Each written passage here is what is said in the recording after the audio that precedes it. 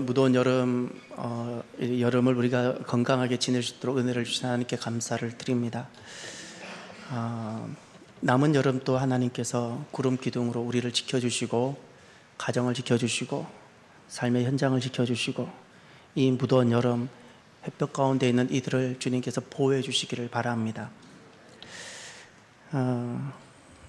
언제 처음 일을 해보셨습니까? 태어나서 소득이 생기는 일을 여러분은 언제 처음 해보셨습니까? 저는 대가 돌아보니까 초등학교 5학년 때, 초등학교 5학년 때 소득이 생기는 일을 처음 했습니다. 새벽 한 3시, 4시쯤 일어나서 신문 배달, 석 달을 딱 하고 코피가 수업 시간에 터지는 바람에 선생님이 우리 부모님께 이야기해서 멈추게 됐던 것 같아요. 그것이 제 인생의 첫 번째 소득이 생기는 일이라는 걸 처음 해보았습니다. 힘들지도 않았고 아주 재밌었던 것 같습니다. 여러분, 우리가 일은 많이 하는 것이 좋을까요? 아니면 가능하면 일은 안 하는 것이 좋은 것 같습니까?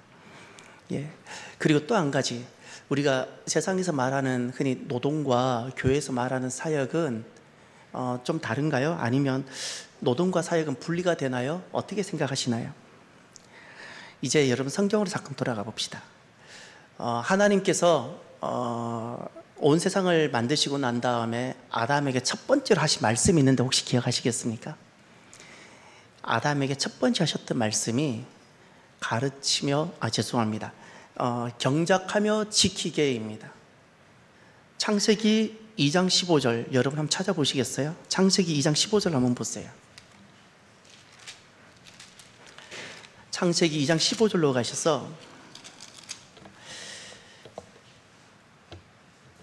하나님께서 아담을 짓고 에덴 동산에 두신 다음에 하셨던 첫 번째 말씀, 아직 이때는 하와도 있지 않았습니다. 가정도 있기 전입니다. 다 함께 봅니다. 여호와 하나님이 그 사람을 이끌어 에덴 동산에 두어 그것을 경작하며 지키게 하시고, 이것이 하나님께서 첫 번째 말씀하신 명령인데 이것을 문화 명령 또는 창조 명령이라고 합니다. 여기 자세히 보세요. 경작하다, 지키다, 이게 노동에 대한 이야기입니다. 하나님께서는 아담에게 첫 번째 하셨던 말씀이 일에 대한 말씀을 하셨습니다. 창조 명령하셨습니다. 사역에 대한 말씀을 하셨습니다. 노동은, 일은 하나님께서 아담에게 하나님의 창조에 참여하는, 수행하는 행위로 하나님께서 그렇게 말씀하셨던 겁니다. 그러니 농부가 밭을 갈고 씨를 뿌리는 것, 하나님의 창조 명령을 수행하는 행위입니다. 기술자가 기계를 돌리고 또 프로그램을 개발하는 것, 하나님의 창조 명령을 수행하는 거룩한 행위들입니다.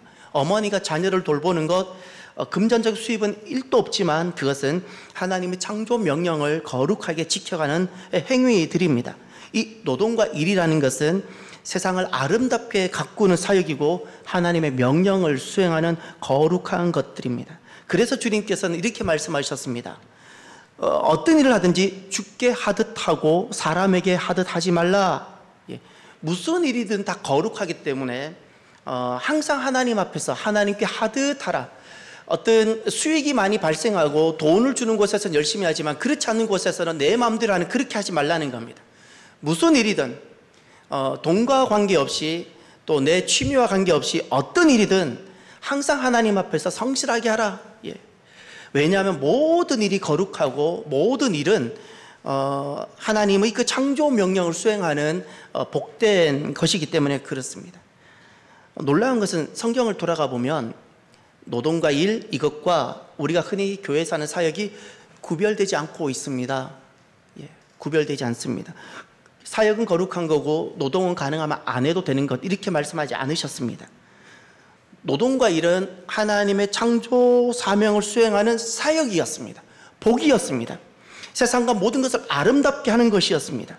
노동과 일은 본래 참 아름다운 것이고 거룩한 것이고, 지금 또 하나님은 일하시는 분이시고, 하나님을 닮은 백성들은, 거듭난 사람들은 일하는 하나님의 동력자로 있는 겁니다. 그런데 이제 타락 이후에는 어떻게 됐을까요? 이제 장면을 바꾸어서 사람이 하나님께 범죄하게 됩니다. 죄를 짓게 됩니다. 그리고 에덴에서 추방당합니다. 이제 죄를 짓고 난 타락 이후 노동의 변질이 오게 됩니다. 원래 노동과 일은 참 창조 사역이고 복으로 주어졌는데 이것이 창조에서 저주로 바뀌게 됩니다. 원래 노동은 많은 노동, 많은 일 자체가 복이었는데 이제는 타락 이후에는 노동은 저주와 고통으로 전락하게 되었고 아담에게 있어서 노동은 생존을 위한 고역이었고 안 할 수 없는, 안 하면 생존이 안 되니까 안 하고 싶어도 해야 하는 수고로운 짐으로 다가오기 시작했습니다. 그래서 이때부터 우리에게는 어떤 일이 생겼는가 하면 사람에게는 타락한 이후 세상에서 사람은 할 수만 있다면 노동을 하지 않고 살아가는 것이 좋은 것이다. 이것이 선이 되기 시작했습니다. 그리고 또 타락 이후에는 노동의 어떤 변질이 시작되었는가 하면 소명에서 수단으로 전락이 되었었습니다. 본래 노동은 하나님의 창조 명령을 수행하는 거룩한 것이고 복이었고 그랬는데 타락 이후에는 이제 원래 아담에게는 하나님께서 모든 생명 공동체를 돌보고 다스리도록 일과 노동으로 자기만이 아니라 모든 생명 공동체를 돌보고 다스리도록 하나님께서 명령하셨어요. 이게 창조 명령이고 이것이 일과 노동으로 이렇게 수반하는 겁니다. 수행하는 겁니다. 그런데 타락 이후에는 아담과 모든 사람에게 주어졌던 생명 공동체를 위하여 살아가는 모든 것이 이제 무너지고 나 개인의 성공과 나 자신의 부를 위한 수단으로 전락되기 시작합니다. 그래서 그때부터 일어나는 비참한 모습이 적게 노동하고 많은 결과를 창출할 수 있다면 이건 좋은 거라는 거예요. 내 자녀가 적게 노동하고 많은 수입을 벌 수 있다면 그것으로 가라는 거예요. 이렇게 안내하기 시작했습니다. 그리고 노동의 목적이 이제는 창조 명령, 하나님의 창조 명령을 수행하는 거룩한 것이 아니라 나 개인의 야망과 나 개인의 어떤 행복을 성취하는 어떤 도구, 수단이 되어버렸습니다. 그래서 이런 어떤 목적, 소명에서 그 수단으로 전락되고 난 아주 극단적인 변질된 모습은 이런 것입니다. 극단적으로 변질된 모습 하나는 쉼없이 과로가 생길 만큼 일만 하는 겁니다. 일만 하기 위해 살아갑니다. 왜 살아가는지 생각도 안 해봅니다. 그저 남들이 일하니까 나도 일을 하는데 또 쌓아두고 또 쌓아두고 또 쌓아둔 것을 쓸 시간도 없이 쌓기만 하고 일만 하는 사람들, 이것이 그 부를 축적하기 위한 수단으로 쉼없이 과로하는 것이 극단적으로 변질된 노동의 모습이 하나이고, 또 하나 반대로 일과 노동을 매우 천시하고 가능하면 일하지 않을 배짱이가 시작되기 시작했습니다. 한 번씩 제가 저희 집안 이야기하죠. 저희 집안은 돌아보면 저희 집안은 그런 것에 굉장히 엄격하셨던 것 같아요. 밥 먹는 규율도 엄했고요. 손님 접대하는 규율도 엄했고. 그런데 그게 있었어요.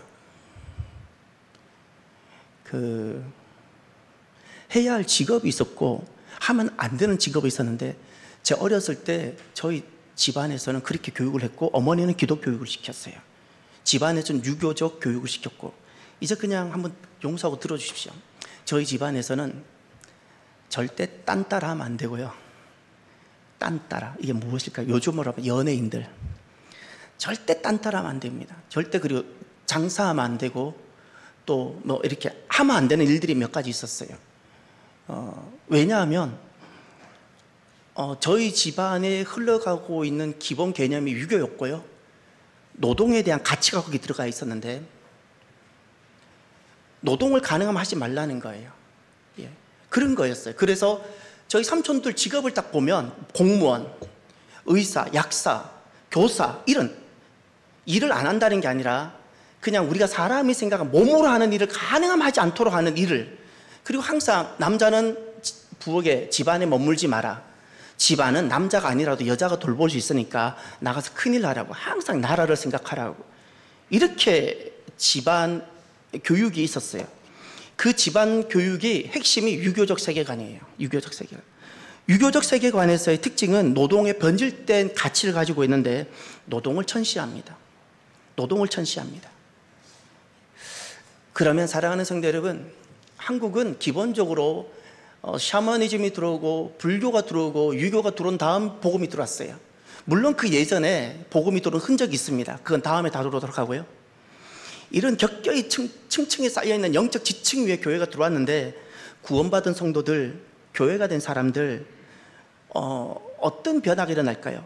노동과 회복의 변화가 일어납니다. 어떻게 일어날까요? 정말 내가 예수님을 만나면 유교적 세계관, 그리고 그 아래는 불교적 세계관, 그 밑에는 샤머니즘 세계관에 젖어있는 우리들이 그때부터 어떤 변화가 일어날까요? 노동과 일에 대해서는 어떤 변화가 일어날까? 첫 번째, 일과 노동을 하나님의 부르심으로 대하게 됩니다. 저를 따라합시다. 일과 노동을 하나님의 부르심으로 만납니다. 이게 무슨 말인가 하면 오늘 본문을 잠깐 보십시오. 오늘 본문을 보시면 몇 절을 보시냐면 8절을 보십시오.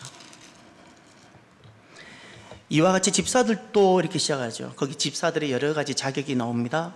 11절을 보세요. 여자들도 이와 같이 나오죠. 여자들에 대한 자격도 나옵니다. 이 여자들은 그냥 한 남자의 아내를 말하는 여자일까요? 아니면 여재직을 뜻하는 여자일까요? 여러분 어떻게 생각하십니까? 여기서 한 아내의 남자가 아니라 한 아내의 남자라면 오늘 본문에 아내라는 단어들이 3장에 여러 번 등장합니다. 만약에 한 남편의 여자로 아내로서의 여자를 말했다면 아내라고 분명히 밝혔을 겁니다. 디모데전서 3장에 이미 아내란 단어가 여러 군데 등장합니다. 그런데 여자라고 했다는 것은 여재직을 말합니다.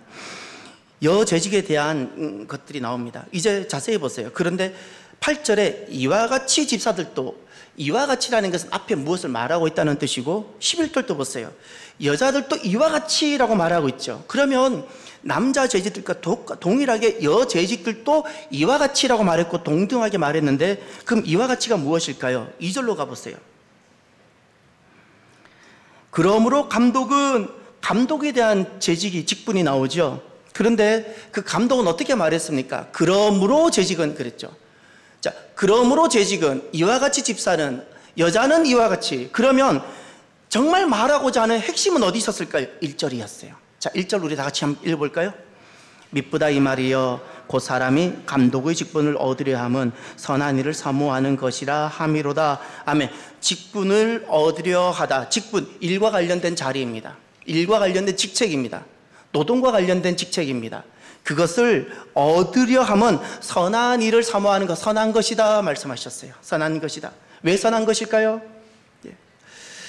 직분이란 사역, 일과 관련된 자리인데 거듭나고 나면 내가 복음을 만나고 예수님을 만나면 어떻게 바뀌는가? 유교적 세계관, 그 밑에 불교적 세계관, 그 밑에 샤머니즘, 이런 세계관을 갖고 있던 사람들에게 폭탄 같은, 원자 폭탄 같은 복음이 싹 들어오면 바뀌기 시작합니다.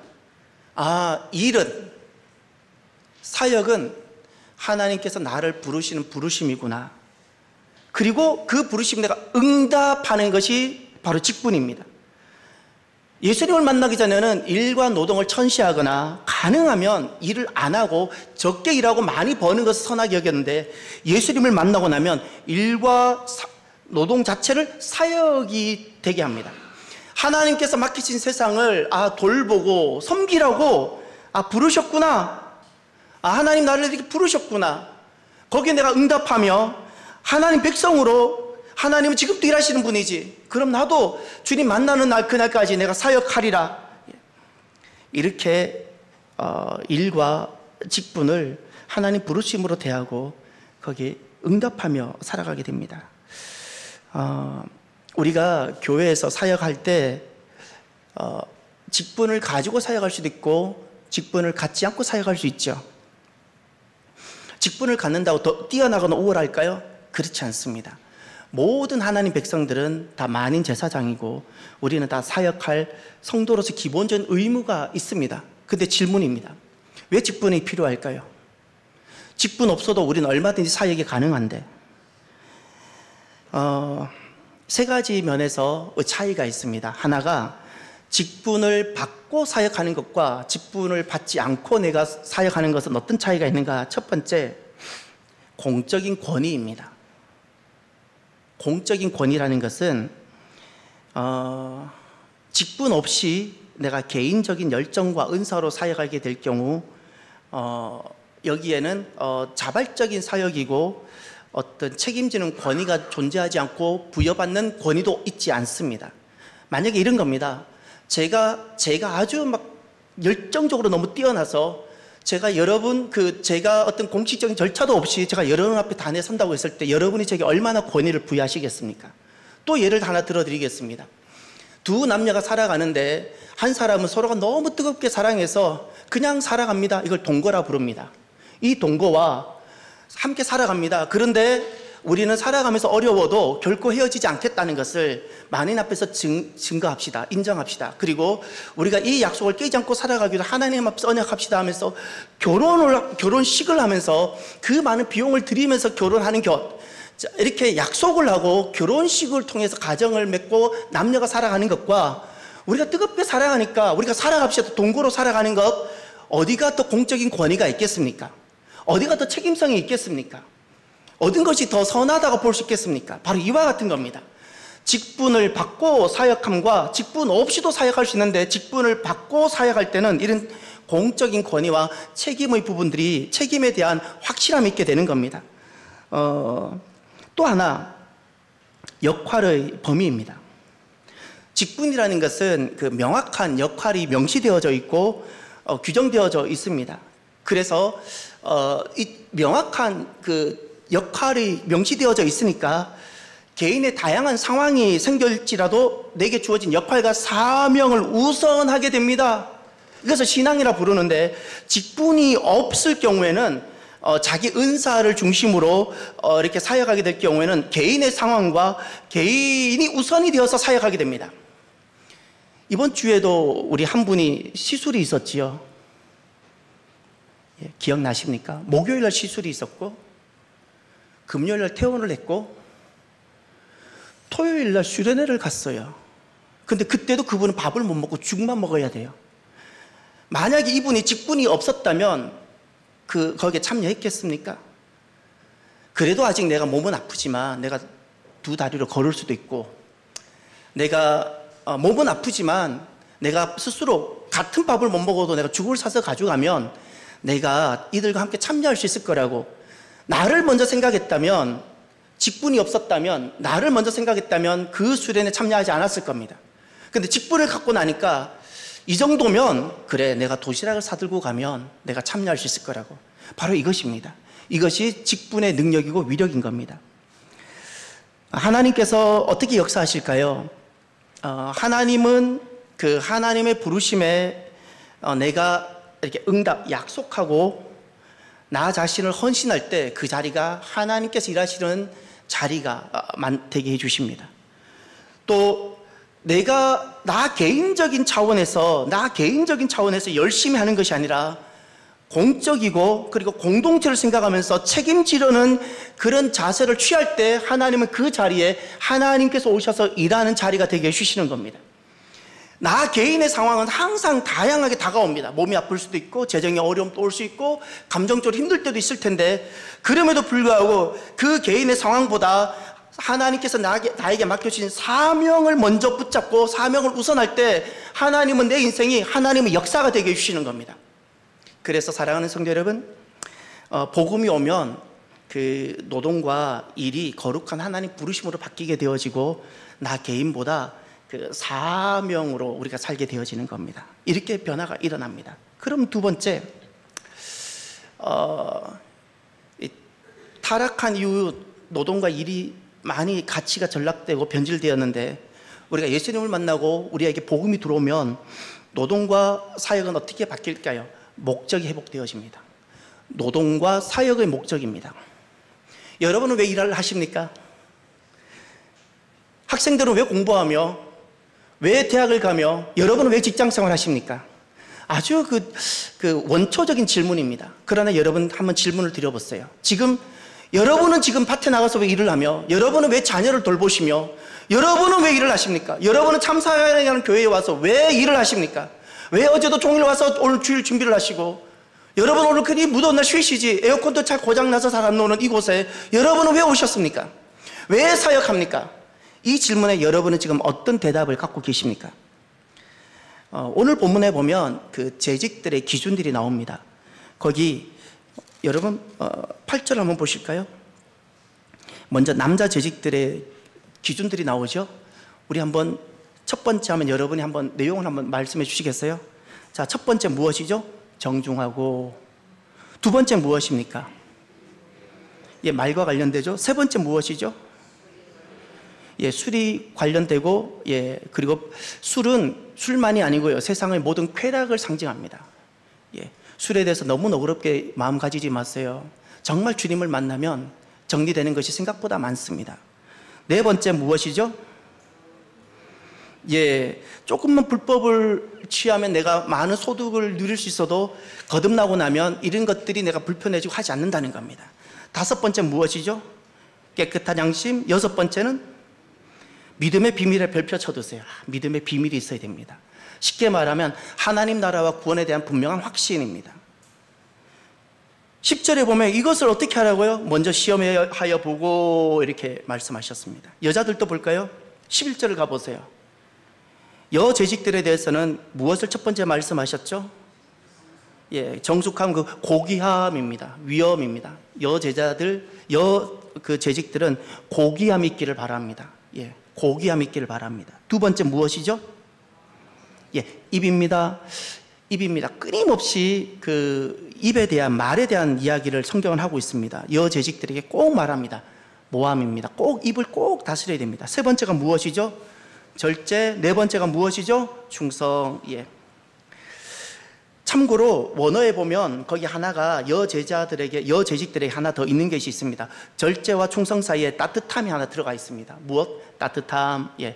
그러니 여성 재직들에게는 절제와 충성이라는 태도를 하나 말씀하셨고, 따뜻함이라는 사랑을 말씀하셨습니다. 예, 우리가 이런 어떤 재직들의 기준들을 보면 여러분 어떤 생각이 드십니까? 대학 시절에 이 본문을 보면서 이런 느낌이 그때 들었어요. 이 재직을 기준으로 하면 얼마나 남게 될까? 얼마나 가능할까? 이런 생각. 옳은데도 이 재직을 기준으로 하면 실제로 많은 그 집사가 되거나 감독이 될 많은 사람들이 존재하지 않은 이런 생각들이 들었습니다.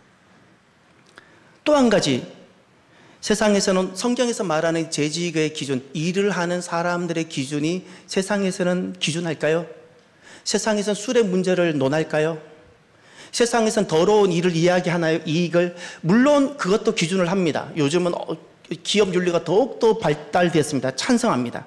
그럼에도 불구하고 법에 저촉되지 않고 걸리지 않으면 그냥 다 눈 감아주고, 적절한 이렇게 세금 탈세 그냥 눈 가리고 이렇게 가능하고, 이런 것들이 아주 통용이 됩니다. 지금 교회에서 재직한 일을 하는 사람들의 일꾼의 기준과 이 일꾼의 기준이 세상에서는 크게 문제 삼지 않고 있다는 사실입니다. 세상에서는 가정이 어떠할지라도 일만 잘하면 되는 겁니다. 이것이 오늘 성경에서 말하는 이 일꾼의 기준, 세상에서는 이것을 문제 삼지 않고 있다는 사실입니다. 그러면 도대체 예수님을 만나면 어떤 변화가 일어나기에 이런 어떤 기준들이 생길까요? 이것은 꼭 이렇게 대하면 참 좋겠습니다. 자격이기도 하고요. 재직들의 자격, 교회의 일을 하는 재직의 자격이기도 하지만 또 하나, 제가 신앙으로 고백하는 부분입니다. 여러분, 내가 비록 성숙하지 못하고 좀 완전하지 못할지라도 잠잠히 순종하고 나아가면 하나님께서 남자들은 이렇게 만들어주시고 여자들은 이렇게 사역을 통하여 만들어주십니다. 할렐루야. 이것을 성화라 불러요.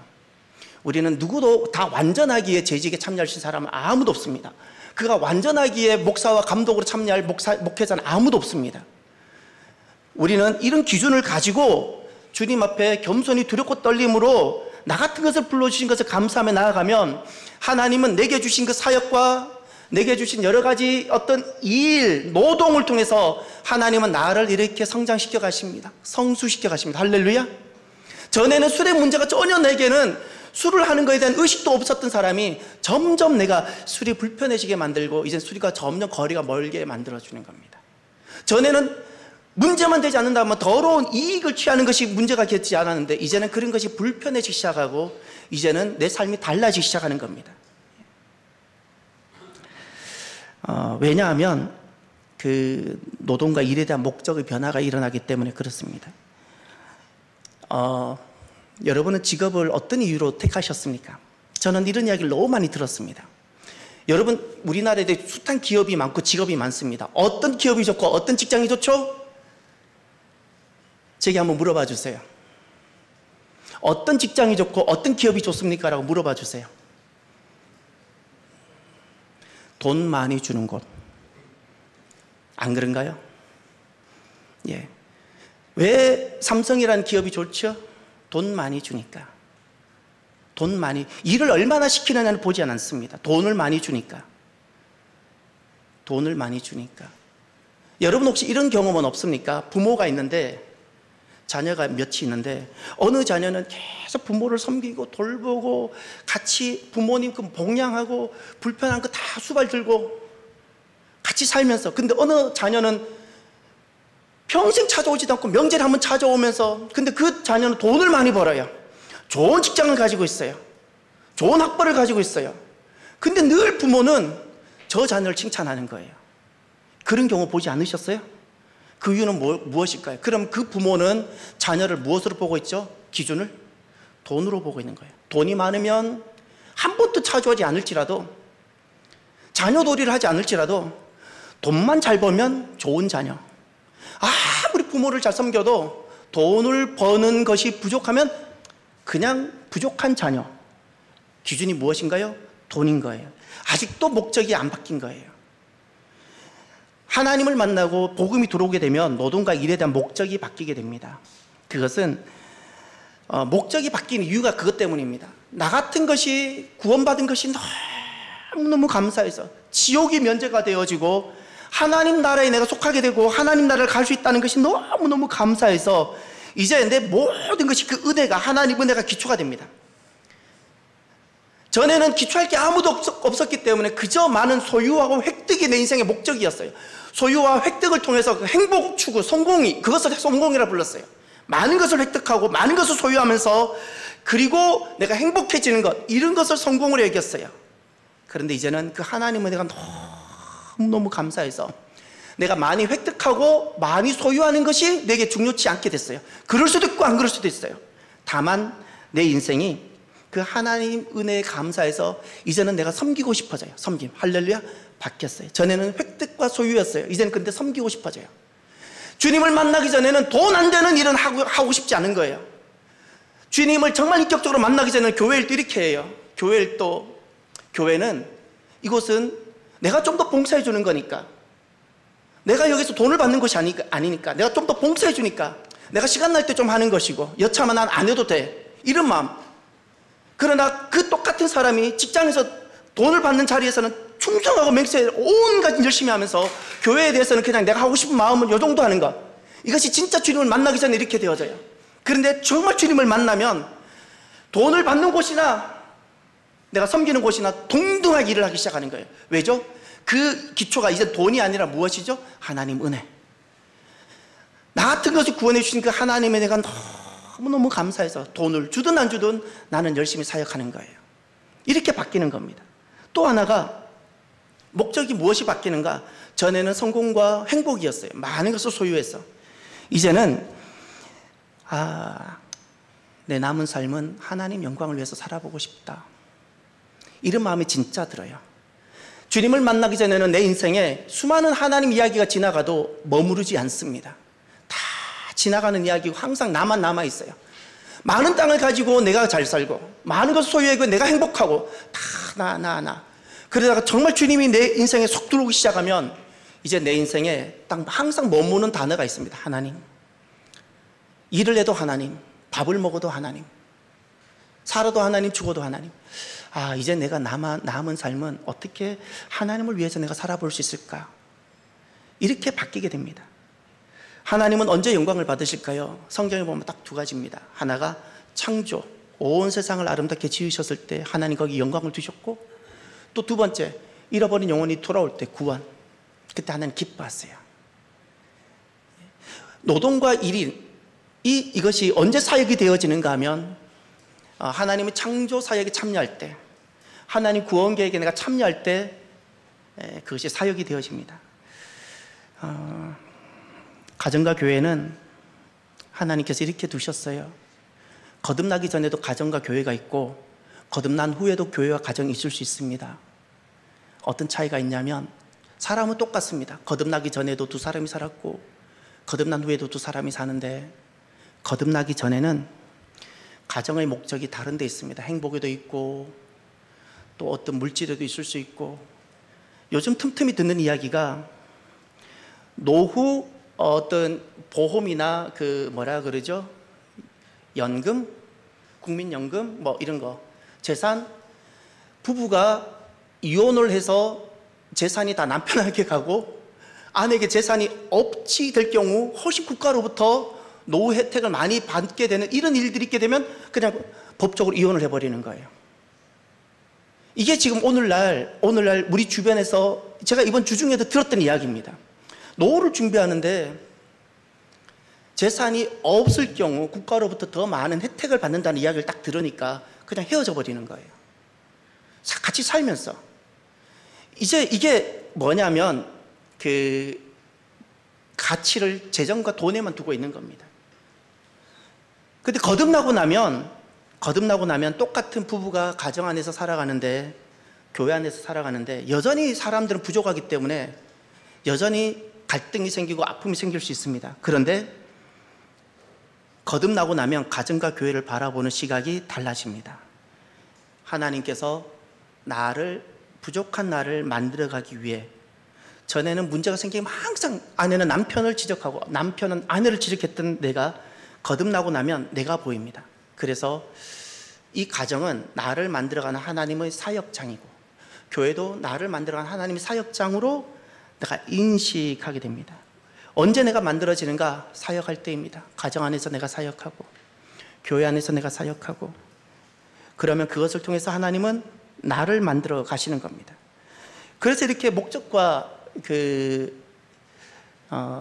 노동의 목적이 이렇게 바뀌게 되는 겁니다. 끝으로 복음은 우리에게 노동과 일에 대해서 많은 것들을 바꾸게 됩니다. 딱 한 가지 마지막 바꾸게 되는 것이 있습니다. 15절을 볼까요? 다 함께 봅시다. 만일 내가 지체하면 너로 하여금 하나님의 집에서 어떻게 행해야 할지를 알게 하려 함이니 이 집은 살아계신 하나님의 교회요 진리의 기둥과 터니라. 아멘. 하나님의 집에서 어떻게 행해야 할지를 알게 하려 하다. 예. 하나님의 집에서 어떻게 행해야 할지를 아는 복된 자가 되기를 바랍니다. 하나님의 집이란 하나님이 살아계신 곳이고 진리가 기준이 되고 기둥이 되는, 기초가 되는 곳이 바로 하나님의 집이란 뜻이고 하나님의 세계를 뜻합니다. 1차적으로는 교회이지만, 가정도 포함되지만 여기는 하나님이 왕이 되셔서 다스리신 하나님의 세계를 말하는 것입니다. 여러분, 하나님의 세계를 살아갈 수 있기를 바랍니다.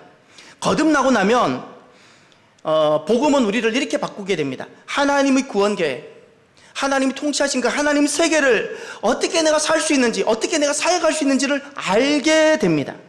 알게 됩니다. 여러분, 언제 예수님을 만나셨습니까? 그리고 여러분 얼만큼 더 살 수 있을 것 같습니까? 예수님을 진짜 만난 사람은 이렇게 됩니다. 예수님을 딱 만났어요. 내 인생에 언젠가 태어났는데 내가 살아가는 순간 예수님이 내게 오셨어요. 내가 만났어요. 이때가 내 인생의 새로운 시작입니다.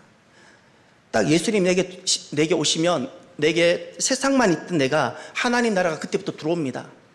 그날에 내가 만날 하나님 나라가 이때부터 내게 들어옵니다. 그러니 세상의 나라도 있고 하나님 나라가 있습니다. 그래서 예수님을 딱 만나게 되면 그때부터 이 사람은 항상 이 땅에서 하나님 나라를 소망하고 하나님 나라를 바라보며 살아가는 종말론적인 삶이 되는 겁니다.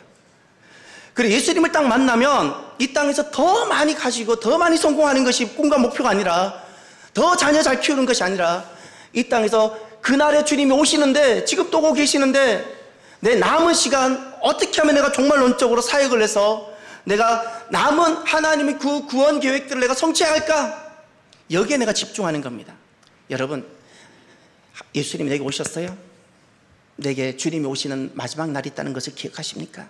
나는 지금 요 사이에 시간이 있는데 요 사이를 바라보고 가는 것을 종말론적이라고 부르는 겁니다. 예수님을 만나고 복음이 시작된 사람은 종말론적인 사역을 합니다. 종말론적인 노동을 합니다. 이 땅에서 영원히 살지 않습니다. 잠깐 사는데 이 마지막 날을 바라보면서 하나님께서 남아있는 하나님의 모든 구원 계획들을 내가 사역과 일을 통해서 성취하고 싶은 이런 열정이 일어나는 겁니다. 모든 것을 감사하십시오. 모든 것을 감사하십시오. 하나님 나 같은 것을 어떻게 구원시켜 주는가 그 은혜를 잊지 마십시오. 모든 것을 감사해서 그 감사는 이렇게 되어져야 됩니다. 정말 은혜가 감사하면 나는 모든 것이 가능해져야 돼. 이걸 순종이라 불러요. 나 이거 못해요 저거 못해요. 정말 그 은혜가 감사가 아니면 항상 내가 결정을 해요. 그러나 살려주신 것이 감사하고 거듭나게 해주신 것이 진짜 감사하면 하나님이 나를 높이든 낮추든 아무런 문제가 되지 않습니다. 이 자리가 진짜 감사해요. 순종이 가능한 자리가 감사해요. 또 한 가지, 사랑하십시오. 주님을 사랑하십시오. 입술로 사랑 아닙니다. 여러분 자녀를 사랑하니까 자녀를 위해서 모든 것을 하시지요. 주님을 사랑하기에 내가 일을 하는 겁니다. 사역하는 겁니다. 사역과 일은 주님을 사랑하는 표현들입니다. 사랑하기에 내가 헌신하는 겁니다.